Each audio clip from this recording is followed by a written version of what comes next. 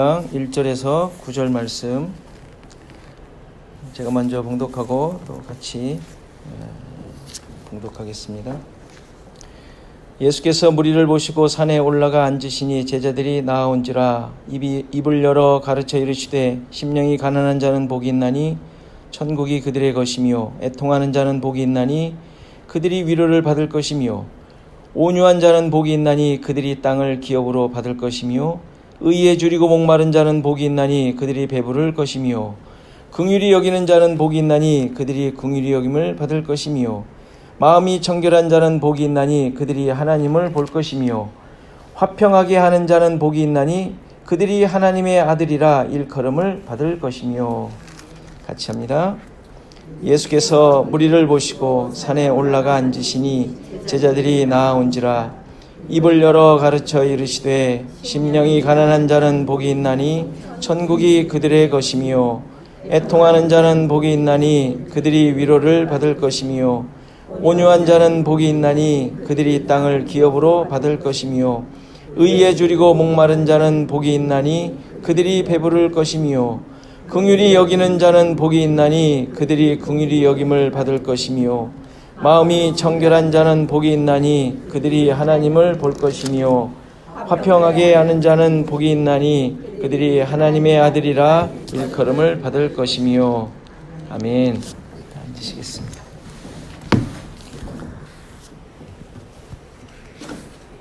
오늘은 화평하게 하는 자가 하나님의 아들이라 일컬음을 받는다. 이 놀라운 복에 대해 생각해 보려고 합니다. 여러분들은 화평하게 하는 자라고 생각하십니까? 여러분 스스로를 볼 때 화평하게 하는 자야.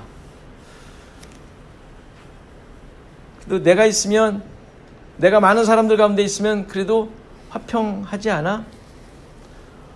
있던 싸움도 없어지지.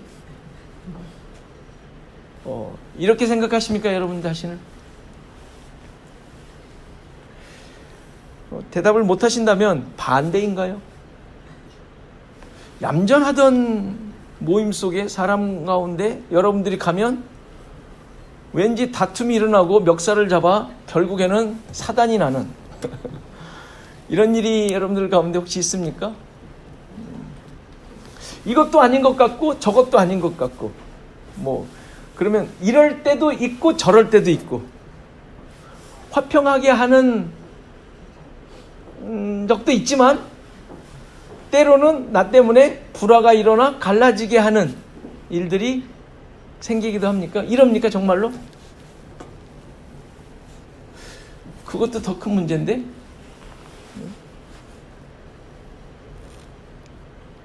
만일에 여러분들이 어떤 좋은 모습을 통하여 여러분들의 언행 여러 가지 관계를 통하여 화평하게 하는 일이 일어났다면, 그리고 그러한 모습을 지금 여기서 말하는 화평하게 하는 자의 복이 임하는 것이라면 성경을 잘못 본 것이 됩니다.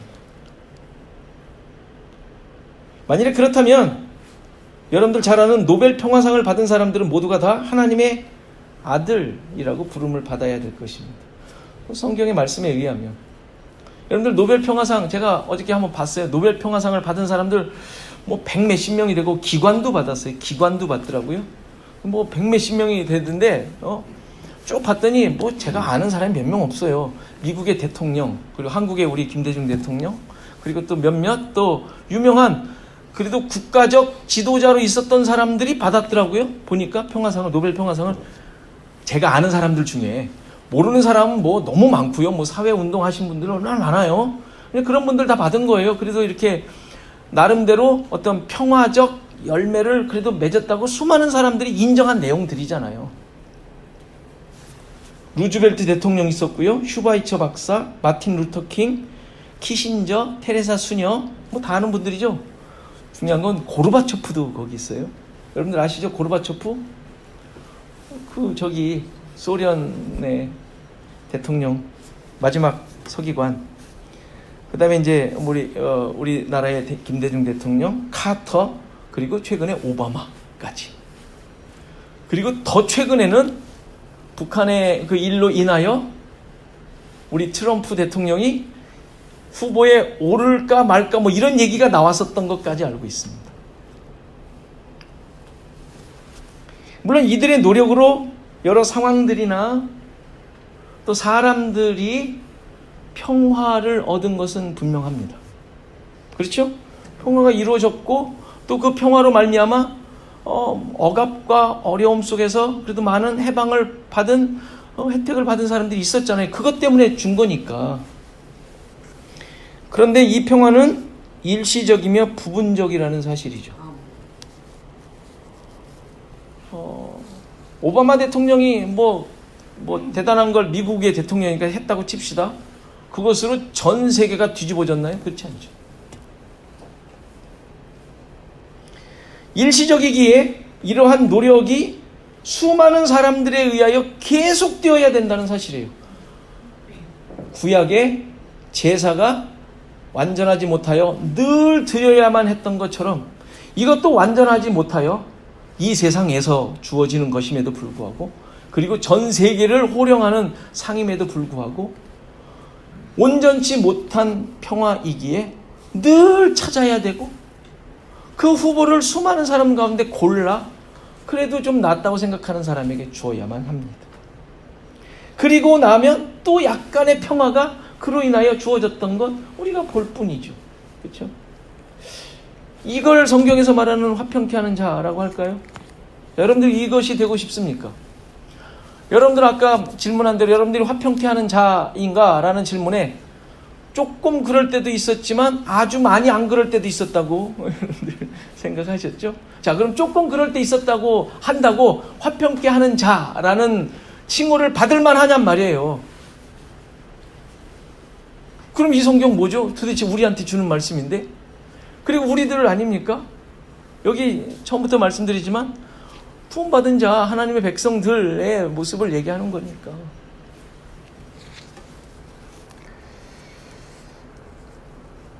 이러한 수많은 사람들이 애를 쓴다고 하더라도 이 지구는 평화가 이루어지지 않았고 우리 믿는 사람들조차도 우리의 삶 가운데 뭔가를 좀 이런 평화를 이루려고 했다고 하더라도 뭐 그것이 이 세계에 이 세상에 뭐 어떤 특별한 영향을 준 것 같지는 않습니다. 아예 유엔에는 평화유지군이라는 부대까지 있지 않습니까? 각 나라에서 군인들을 보내요. 평화유지군을 조성을 하죠. 그래서 뭐 분쟁이 있는 곳에 가서 뭐 하죠? 싸워야 돼요. 뭐 이상하지 않습니까? 평화유지군이 분란이 있는 곳에 가서 싸워야 된다는 사실. 이게 무슨 평화유지군이에요? 그렇죠? 어폐가 있는 사명 아니에요? 이상하지 않습니까? 그런데 이게 세상이 만드는 평화의 모습이에요. 그런 평화를 얘기하지 않죠. 그런 평화가 아니지 않습니까? 우리도 화평케 하는 자 했을 때 그런 평화를 얘기하는 것이 아니죠. 아무리 목숨을 내어주고 자신을 내어주고 평화를 만들고자 그들이 그렇게 애를 쓰는데 전쟁터에 가서 자기가 평화를 만들기 위해서 목숨을 내놓는 사람들 아니에요. 그런데 그것으로 인해 또 다른 불화와 다툼이 생기지 않습니까? 그럼 또 그것을 또 그런 평화를 또 그것을 또 챙기려고 하는 사람이 또 생겨요. 자기 이익을 챙기려고. 자기의 어떤 유익을 챙기려고 하는 사람들이 또 생기니까 거기서 또 불화가 생기고 다툼이 생기고 그럼 또 평화군 또 보내서 또 그것을 무마시키고 이게 세상에서 만들려고 하는 평화 아닙니까? 누군가 아무리 희생하고 죽어도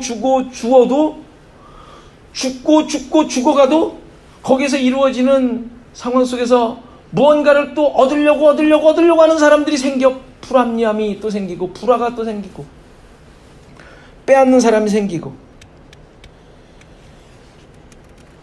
따라서 성경이 말하는 평화는 이러한 인간관계에서 누군가 만들어주고 얻는 것을 말하는 것이 아닙니다. 성경에서 말하는 이 평화는 당연히 이렇게 인간이 만드는 것이 아니라 하나님께서 만드는 것이어야 합니다. 그 평화를 얘기합니다. 그리고 따라서 하나님께서 만드셔서 하나님께서 주시는 것이기에 하나님 나라에 살고 있는 자들에게 주어지는 거예요. 하나님의 다스림을 받는 자들이 소유한 것들이에요. 이 평화라는 게 누가 만들어 주는 것이 아니고, 내가 만들어 누구에게 줄 수 있는 것도 아니고, 하나님께서 만들어서 주시는 것이기에 하나님이 만드신 나라에 사는 자들이 가지고 있는 것이고, 하나님의 다스림을 받는 사람들에게 하나님께서 주신 것이라는 말이에요. 너무 단순하고 당연한 이야기죠. 그래서 화평하게 하는 자들을 하나님의 아들이라고 하는 것이죠. 그러니까 하나님의 아들이 화평하게 하는 장본인이 되는 것이죠. 그런데 하나님의 아들이 누구예요? 예수 그리스도 아닙니까? 예수님께서 하나님의 아들로서 화평하게 하는 일을 위하여 이 땅에 오셨잖아요. 여러분들의 믿음의 내용들을 조금 더 너무 뻔한 것인데도 불구하고 화평이라는 주제를 가지고 이제 잘 점검해 보도록 할 거예요. 예수님께서 나셨을 때 천군 천사의 노래가 그랬죠? 하늘 지극히 높은 곳에서는 하나님께 영광이요, 땅에서는 하나님의 기뻐하신 사람들에게 평화다라고 얘기합니다. 그게 예수님의 나심으로 일어난 일 아닙니까? 하늘에는 기쁨, 영광, 땅에서는 기뻐하심을 입은 사람들에게 평화가 있다. 하나님의 백성들의 평화가 있다라고 얘기한 것이죠. 이것은 예수님의 나심을 예언했던 이사야를 통하여 분명하게 확인된 내용이에요. 평강의 왕, 평화의 왕으로 오셨지 않습니까? 예수님이 왜 오셨냐? 평강 때문에 오신 거예요. 평강.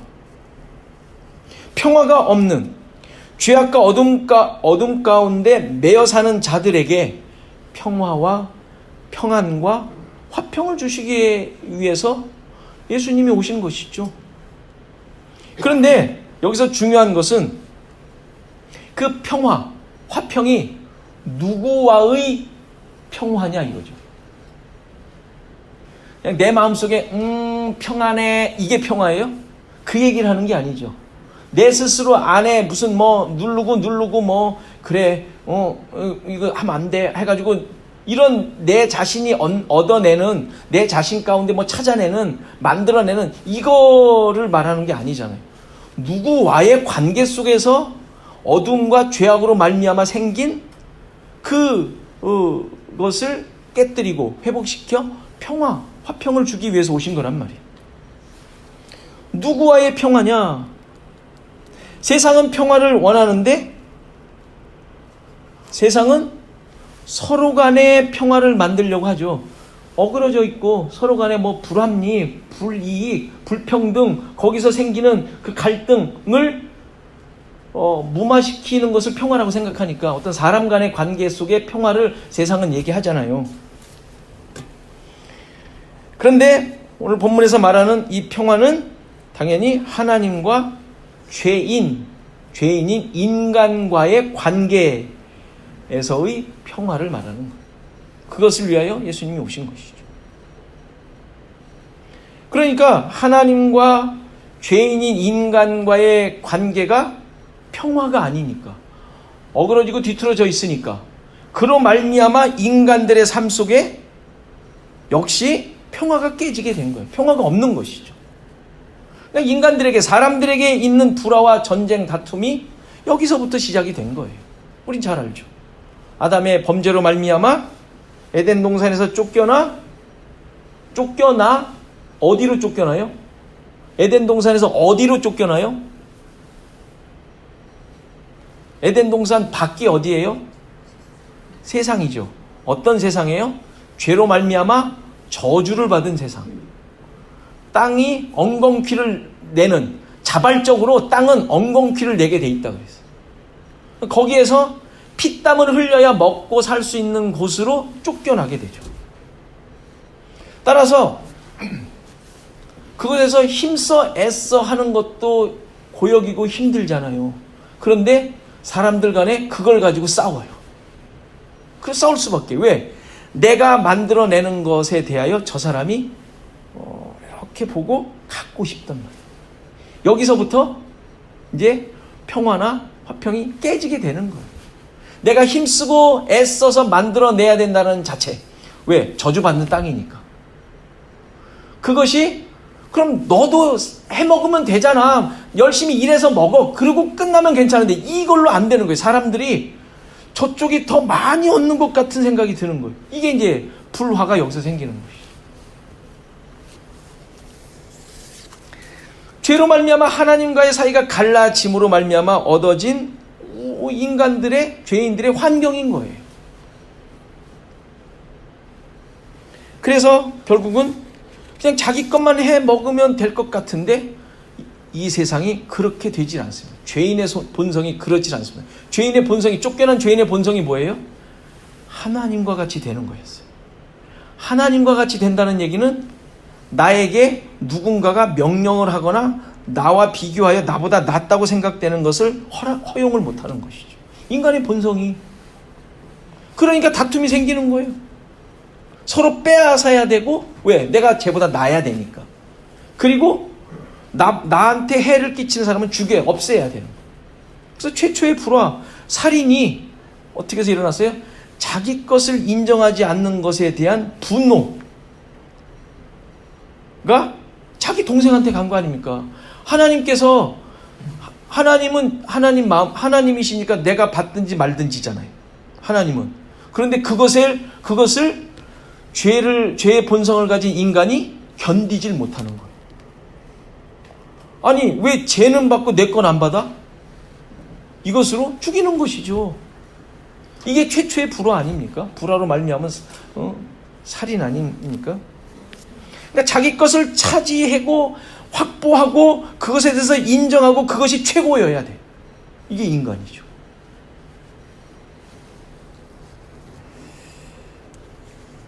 이렇게 인간에게 있는 모든 불화는 하나님과의 평화가 깨짐으로 일어난 것임을 성경은 분명하게 보여주고 있죠. 바로 이 깨어진 평화를 회복하기 위해서 예수님께서 오신 거예요. 그리고 십자가를 통하여 하나님과 화목하게 하셨어요. 십자가에서 죽으심으로 이 하나님과의 관계에서 어그러진 그 평화가 깨어진 죄로 말미암아 그것이 단절되었던 것을 허물어 버리셨어요. 그 담을 허물어 버리시고 화목을 이루셨어요. 그래서 원수되었던, 감히 올 수 없었던 자들이 하나님의 자녀가 되게 하셨죠.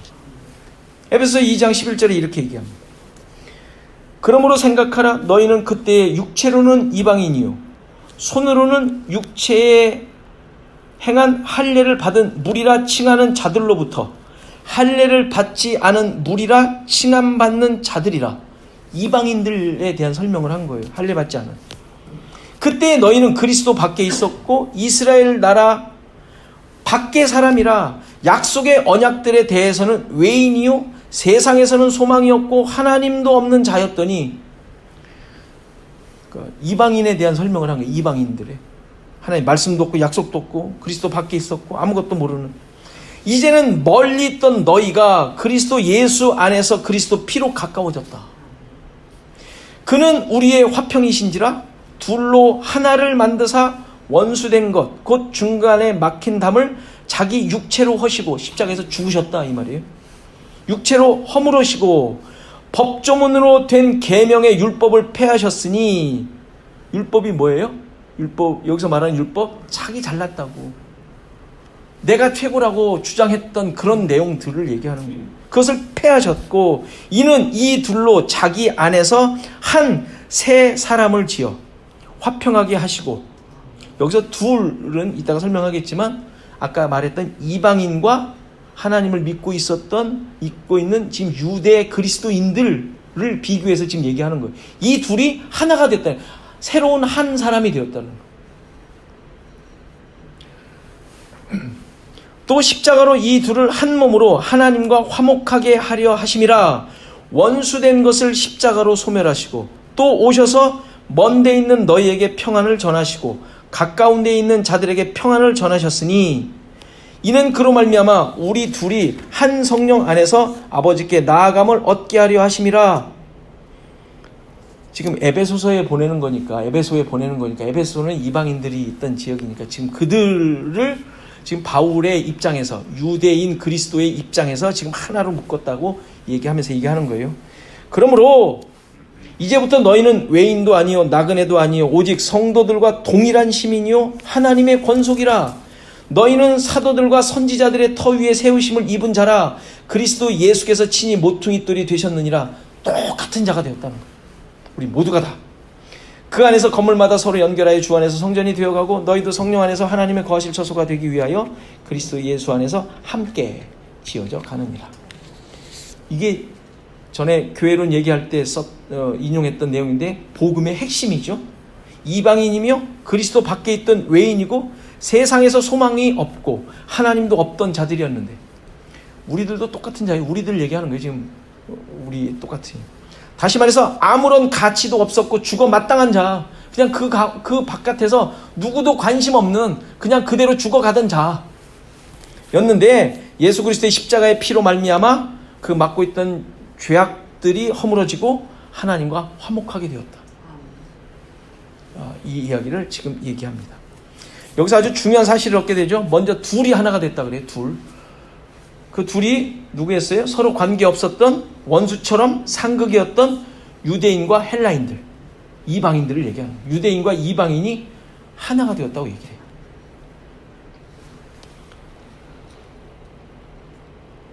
그 당시에는 성전에서조차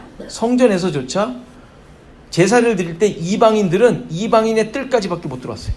성전 안으로 들어오지도 못했어. 그 당시에, 지금 이 당시에 성전 제사가 여전히 있을 때였거든요. 예수님이 돌아가시고 나서도 여전히 있었잖아요. 허물어지기 전까지. 근데 그럴 때 아예 취급도 안 하던 자들이었어요. 근데 이들이 십자가로 말미암아 하나가 되었대요. 자, 십자가로 말미암아 하나가 될 때 어떤 일이 벌어져야 돼요? 이방인들은 그냥 불러 들어오면 돼. 왜? 그들은 예수를 믿으니까 오면 되잖아요. 그런데 기득권자들, 유대인 배경을 갖고 있던 자들도 그냥 자연스럽게 그들과 합해집니까? 안 되죠. 갖고 있던 게 얼만데. 율법을 갖고 있었고 제사장적 그 위치, 선민이라는 그 자부심, 자기의, 그리고 지금까지 얼마나 율법대로 살아온 그 수많은 몸에 붙어버린, 몸에 그냥 체득이 그냥 꽉 그냥 붙어져 있는, 일주일에 뭘 해야 되는 것들이 꽉 있는, 이런 것들이 있는 잔데 어떻게 정말 벌레도 못한, 개만도 못한 사람들이 와가지고 어떻게 같이 있냐고요. 근데 하나가 되었다 그러지 않습니까? 이들이 지금까지 가지고 있었던 그 우월한 그것을 버리지 않으면 할 수 없는 거예요. 이것이 뭘로 하나 됐다고요? 십자가로, 예수 그리스도의 피로. 예수 그리스도의 피로 말미암아 그 더러운 게 아닌데 더럽게 취급하던 개 같던 그것들이 아무것도 아닌 것이 되었고, 반대로 가장 중요하다고 생각되는, 가장 중요한 정도가 아니죠, 내가 누구라는 것을 보여줄 수 있는 그 율법에 아주 그냥 정형화 딱 만들어져 있는 그것들이 아무것도 아닌 게 된 거예요. 똑같이. 그래야 하나가 되잖아요. 나는 운목, 쟤는 아름목이에요? 아니죠. 그럴 수는 없죠. 그게 하나가 아니죠. 운목, 아름목이 없어졌는데, 아무것도 없어졌는데, 차이가 날 만한 게 아무것도 없어졌는데, 내가 넥타이 맸다고 그래 너는 저 의자, 나는 이런 보좌 이러면 안 되잖아요. 그럴 수는 없잖아. 그러니까 하나가 됐다는 것은 바로 그걸 얘기하는 거예요. 그러니까 유대인들에게 있어서는 만만치 않은 얘기라는 것을 여러분들 기억하셔야 돼요. 죄인들 간의 단순한 화목 정도가 아니라 그냥 서로 야 그래 하자 마음을 먹고 그냥 그래 손잡고 가는 정도가 아닌 것이죠. 그런데 이것이 서로가 함께 할 수 있게 되었다. 죄인들 간에 화목할 수 있게 되었다. 모두가 다 죄인이었다. 다 원수였다. 이 사실이 확인이 안 되면 안 돼요. 쟤는 더 큰 원수, 나는 조금 작은 원수, 이것도 아닌 거죠. 똑같이 원수였다라는 거예요. 하나님 앞에. 예수 그리스도로 말미암아 모든 것들이 다 깨어지고 새로운 한 사람이 되었다라고 얘기해요. 새로운 한 사람. 따라서 이들 간에는 다툼이 일어날 근거가 없어진 거예요. 다툼이 아까 왜 일어났다고요? 나 잘났으니까. 내가 더 많은 걸 가져야 되니까. 내가 뭔가 좀 더 낫다고 생각하니까. 이것이 다툼의 원인이었는데 그것이 다 없어져 버린 거예요. 만만치 않은 이야기지만 믿음 안에서 여러분들이 늘 생각해야 된다는 이야기예요. 솔직히 우리 가운데 있는 우월감이 뭐죠? 있다면 잘생긴 거, 또는 뭐 많이 배운 거, 또 많이 가진 거, 내지는 뭐 직장, 뭐 여러 가지 있을 수 있어요. 뭐 이런 것들이 여기서는 우리의 어떤 약간의 우월, 왜냐하면 그걸 못 가지고 없으면 약간은 주눅드는 면이 어느 정도 있잖아요. 자기도 모르게 아닌 걸 알면서도 괜히 주눅이 드는 게 있잖아요. 그렇죠? 이게 세상의 것들이잖아요, 솔직히. 그런데 이런 것들을 여러분들이 다 놓을 수 있냐 이거죠. 놓고 누구든지 그리스도 안에서 아무렇지 않게 대할 수 있느냐 이거예요. 근데 대해야 되는 게 원칙이잖아요. 지금 원칙을 얘기하는 원칙. 우린 그것을 버려야 돼. 만약에 그것이 우리 가운데 나도 모르게 자존감 또는 상실감이 우리 가운데 있다면 아직도 우린 먼 거예요. 그걸 보면서 그리스도 안에 하나 되었음, 새로운 한 사람이 되었음을 다시 나의 삶 속에 확인을 해야 되는 거예요. 그렇잖아요. 우린 늘 그게 나도 모르게 생기거든요. 누구도 잘나지도 않았고 누구도 주장할 수 없는 자들이라는 것을 기억하셔야 돼요. 한 성령 안에서, 그래서 한 성령을 얘기하는 거예요. 아니, 저한테 적용된 성령과 나한테 적용된 성령이 다를 수 없잖아요. 저기는 조금 낮은 성령, 여기는 조금 높은 성령이 아니죠. 한 성령이라고 그래서 얘기하는 게 한 성령. 그 사람이 성령으로 말미암아 예수 그리스도의 피의 능력이 입혀졌다면 나한테도 똑같이 예수 그리스도의 피가 똑같이 입혀져, 그 능력이 입혀져 하나님의 백성 된 것이죠. 그게 교회의 기초 아니겠어요? 그 19절 이후 오늘 19절 에베소 2장 19절 이후의 내용이 다 그거예요. 서로 연결이 되어 성전이 되어 간다 그러잖아요. 하나님의 처소가 되어 만들어져 간다 그러잖아요. 그런데 한쪽이 뭔가 부실해. 말이 돼요? 아니, 지금 하나님께서 거하실 처소가 지어져 가는 가운데 하나님께서 지으시는 거잖아요. 지금 성령께서 만들어 가시는 거잖아요. 한쪽이 부실하다는 게 말이 됩니까? 아니잖아요. 그러면 뭐 천덕꾸러기 같은 게 거기 있어요? 말이 안 되는 것이죠. 따라서 결코 누구도 어떤 일부라도, 다 우리들이지만 어떤 부속이라도 부품이라도 다툼이나 우열이 있을 수 없는 것이죠. 자, 이러한 하나됨과 함께 또 하나됨이 있는데 그것은 바로 죄인들과 하나님과의 하나됨이에요. 화목됨, 거기도 무너진 것을 얘기합니다. 하나님과의 사이에서 막았던 죄가 예수 그리스도의 십자가로 말미암아, 그가 죽으심으로 말미암아, 그 피로 말미암아 해결되었기 때문이죠. 죄가 해결됐다. 이제 이거는 우리한테 이제 직접 적용시키셔야 돼요. 아까는 유대인들이 적용시켰어야 되는데, 자, 죄가 해결됐다라는 게 뭐죠? 아까 죄가 뭐였어요? 자기의, 내가 인정받고자 하는 것, 나의 나음이라고 생각할 수 있는 것들, 이것들이 해결되었어요. 해결되었다는 말은 아무것도 아닌 것이 되었어요. 하나님과 화목된 것으로 말미암아 그 나의 모든 존재는 하나님의 것이 되었어요. 하나님과 하나가 되었으니까. 따라서 우리들에게 있는 자존심, 아까 처음에 말씀드렸던 하나님처럼 되려는 마음, 이것이 기본인데 이것으로 말미암아 드러나는 모든 것들이 다 자존심 아니에요? 자존심. 나 스스로 나의 삶을 살아가려는 것. 내가 그래도 누구보다는 낫다는, 빌 게이츠는 아니어도 그래도 누구보다는 낫다는, 뭐 이런 게 나도 모르게 있거든요. 그런 것들, 이게 다 바벨탑을 쌓아온 우리의 삶의 인생 내용들 아니에요? 그런데 그것들이 전부 하나님을 대항했던 것들이라고요. 하나님을 대항했던 것들. 근데 하나님을 대항했던 것들, 나의 자존심인데 그것이 예수 그리스도의 십자가의 보혈의 능력으로 다 무효화된 거예요. 없어져 버린 거예요. 무너져 버린 거예요. 그럼 나는 뭐죠? 아무것도 아닌 거죠. 이제 아무것도 아닌 존재가 된 거예요. 그게 그게 하나님과의 화목인 거예요. 이제 물어야죠. 여러분들 스스로에게 나는 정말 아무것도 아닌가? 하나님 앞에서. 우리는 하나님 앞이 아닌 데가 있어요?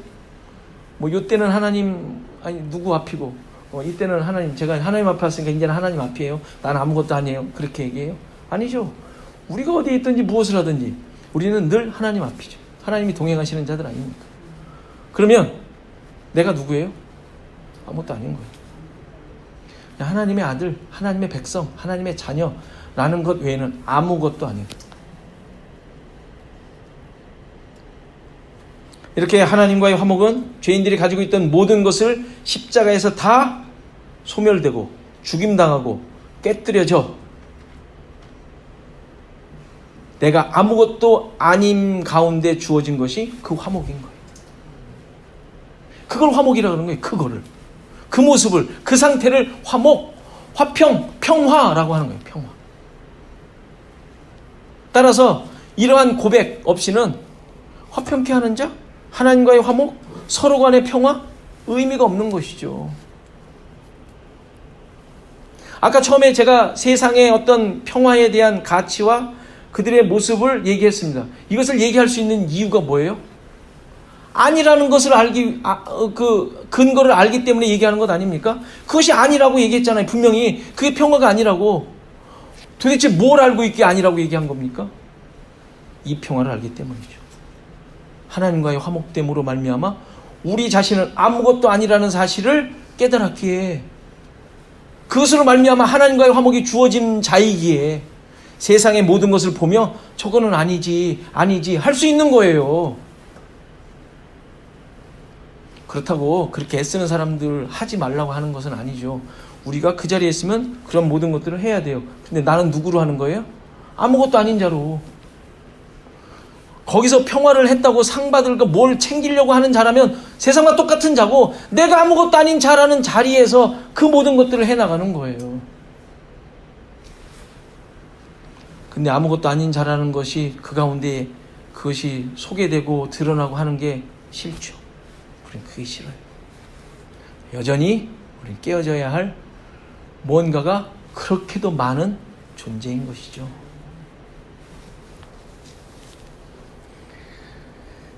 따라서 이러한 화목이 없기에, 이러한 평화가 없기에 세상에서는 결코 진정한 평화를 맛볼 수도 얻을 수도 없는 거예요.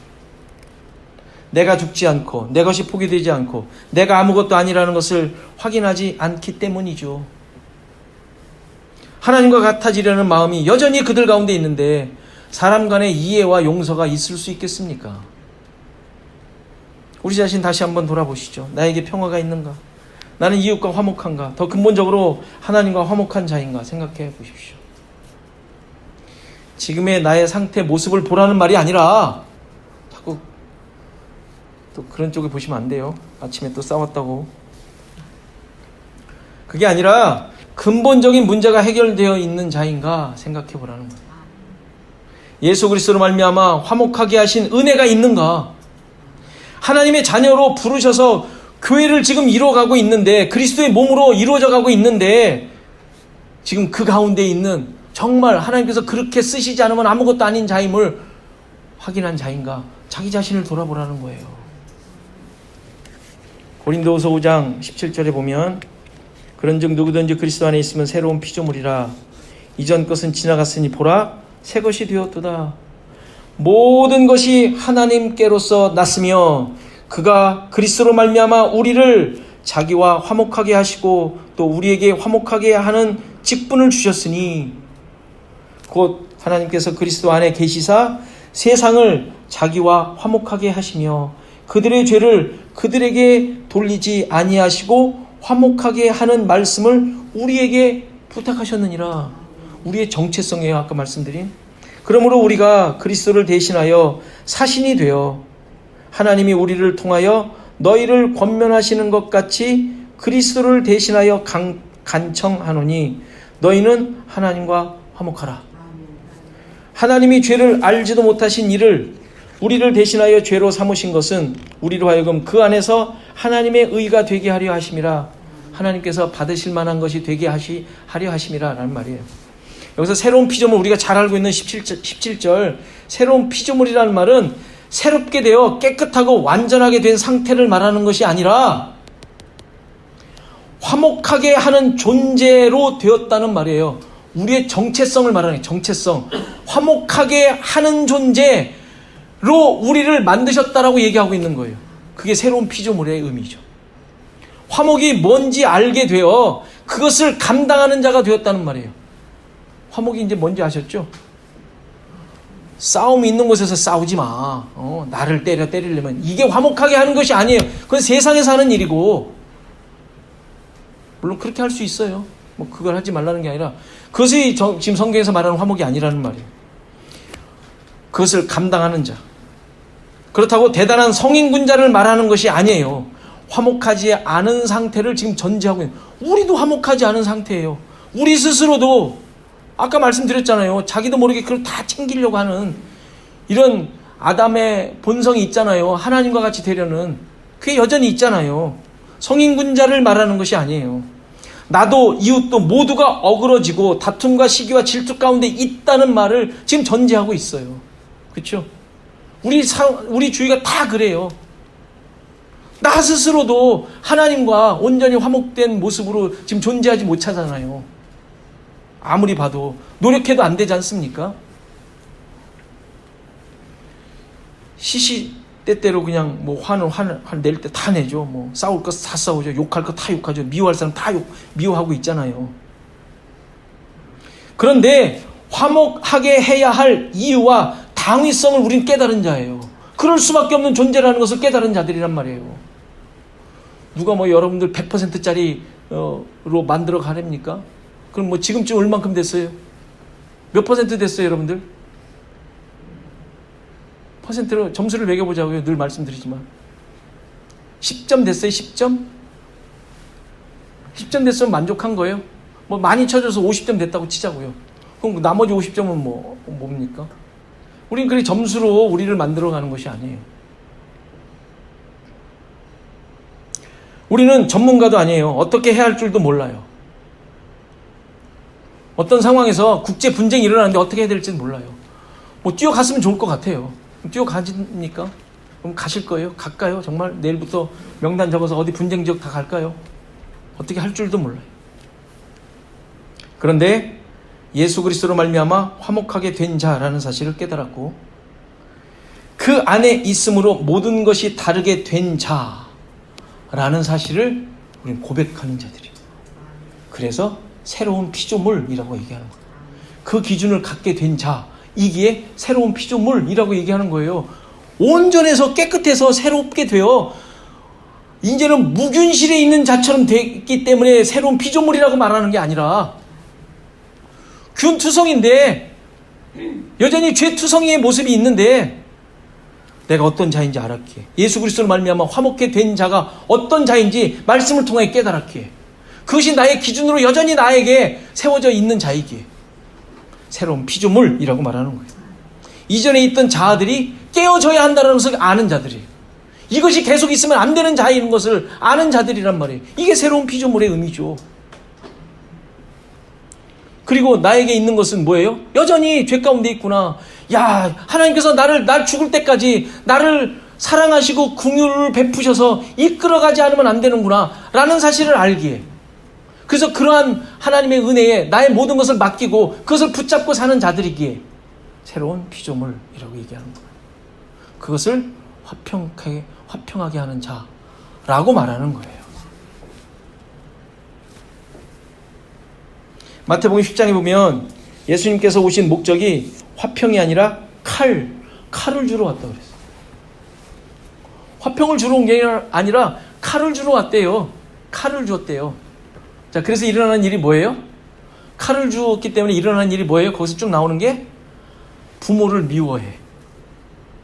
자녀들, 형제 자매들, 가족들을 미워하는 일이 생깁니다.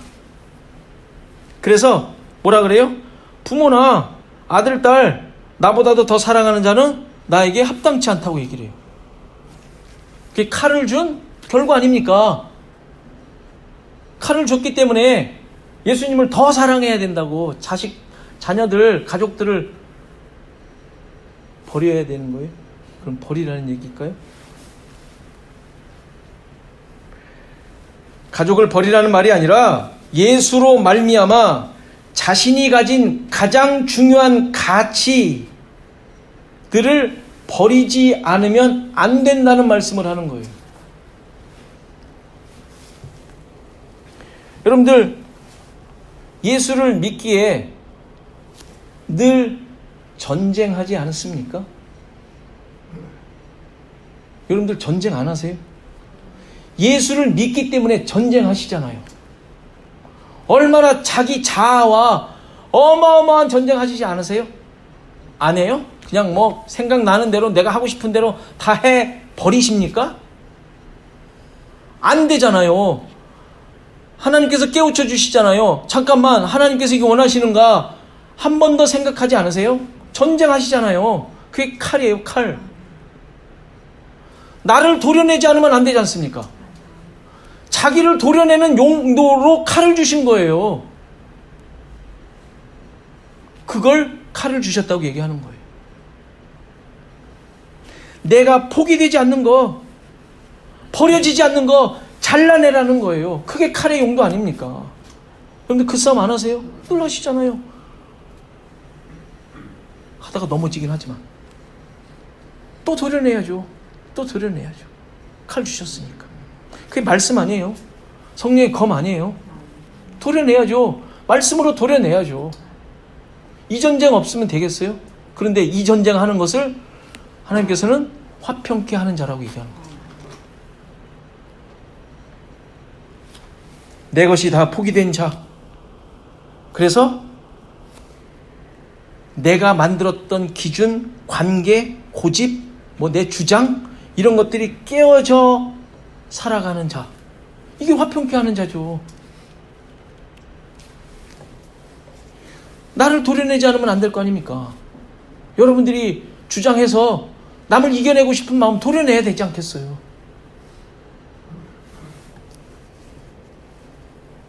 남의 것을 도려내는, 남에게 칼질하는 것이 아니라 내 것에 하나님의 말씀을 보니까 내 것이 하나님과 같이 되려는 수많은 내용들을 도려내야지 하나님께서 원하시는 삶, 하나님의 말씀이 가라는 대로 가는 거지 않습니까? 그 삶을 사는 것 아니에요. 그게 전쟁 아니에요. 내 안에 있는 하나님과의 관계를 막는 것들을 도려내는 것, 이것이 화평하게 하는 자라고 설명하고 있습니다. 신명기 27장을 보면 가나안에 들어가서 에발산에 제단을 쌓으라고 얘기를 해요. 그리심산이 축복의 산이고 에발산이 저주의 산인데 그거 들어가서 각자에 서서 이제 하나님의 말씀을 선포하게 되는데, 제단을 축복의 산이 아니라 저주의 산 에발산에다 쌓도록 합니다. 왜 그러겠어요? 당연한 거 아니에요. 지금 말씀드렸잖아요. 죄를 깨달아야 되니까, 내가 저주받을 자라는 것을 확인해야 되니까. 말씀에 의하여, 율법에 의하여 확인되는 게 뭐예요? 나는 죄인이다, 저주받을 자다. 이것을 확인하는 게 율법의 기능이잖아요. 그것을 벌써부터 가르쳐 주시는 거예요. 그래서 거기에서 제단을 쌓고 화목제, 번제를 쌓고 화목제를 쌓라는 거예요. 왜요? 그래야 하나님과 화목이 되니까.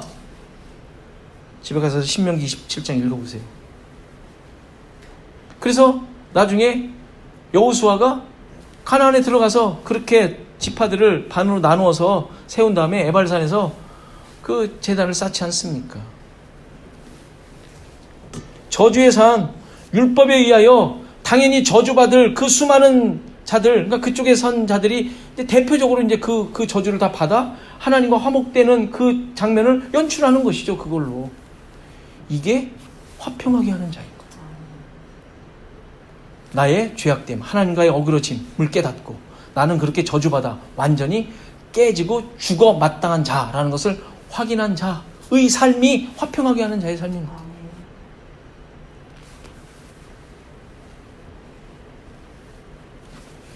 복이 있도다 화평하게 하는 자여 하나님의 아들이라 일컬음을 받을 것이다. 이해가 되시죠? 자아가 깨어지고 예수 그리스도의 십자가만을 소유한 자, 그로 말미암아 살아가는 자, 그가 화평하게 하는 자이며 그들이 하나님의 아들인 것입니다. 이러한 아픔과 찔림으로, 도려내는 아픔으로 은혜와 기쁨이 여러분 가운데 넘치시기를 간절히 바랍니다.